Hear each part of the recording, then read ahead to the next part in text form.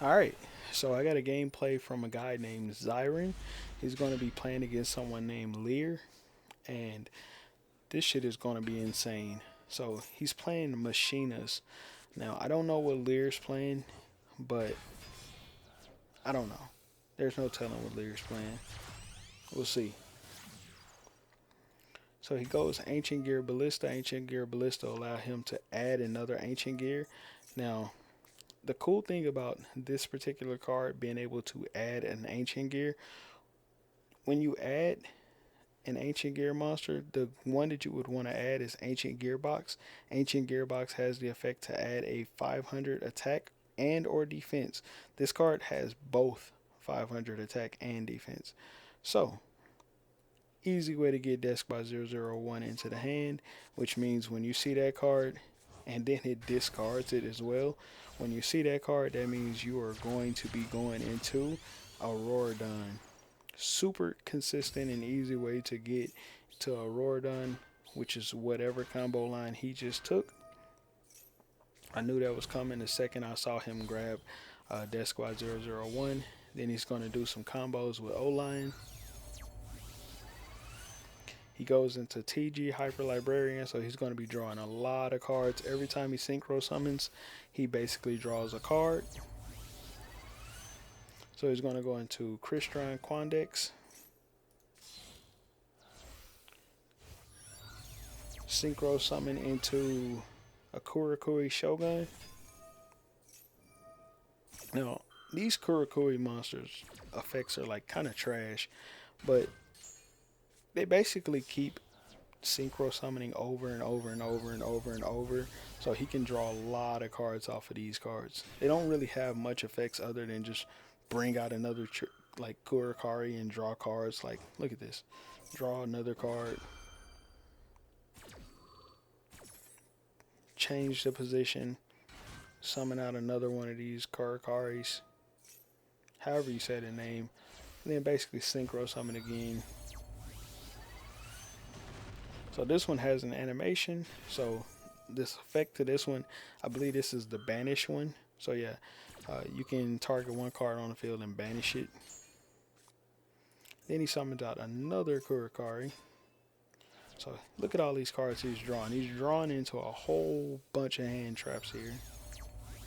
Synchro summoning again, he brings out Baron de Fleur. Drawing another card.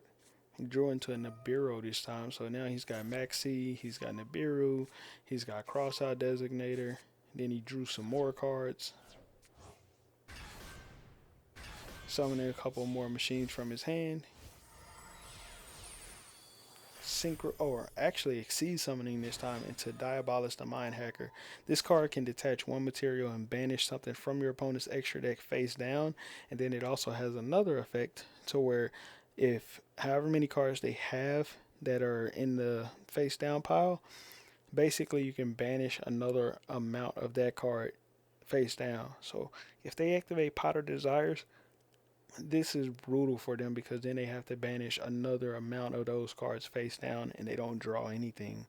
So basically if they activate Potter D, they lose 10, then they lose another 10 after because of this card's other effect. So you can banish cards from the top of your opponent's deck face down equal to the number of face down cards. So that's another effect that this has. So, and it happens automatically if your opponent owns and possesses is face down. So basically when it happens, it just happens more. So he's going to banish face down.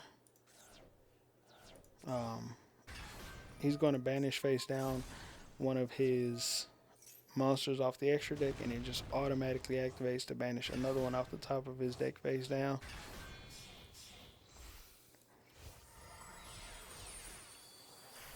Then he goes into Super Dreadnought. Now this is the one that makes cards unaffected, I believe. Yep. So what is he going to use that on? I do not know. Sends 5 cards back and then draws another 2. And then he banishes more cards to, I guess, put this card onto the field. This one changes the life points. And he sets the Crossout Designator, and Llyr does not want to play through this. So That's a crazy inboard. He had an Omni negate, monster protection by being able to make one of them unaffected. He had a card that every time he synchro summons, he can draw another one. He had a face down banish, banish one from the extra deck, banish one card from the top of the deck face down, and then he had one that he could just basically banish something on the field. So he had a lot of banishes and a lot of effects that were pretty much going to go. And then the other one that was right here, the match kind of ended before I got to it, but basically it halves his life points plus his opponent's life points. Then he had some hand traps. Max C he activated, so his opponent was going to be playing into Max C plus Nibiru. So not too bad.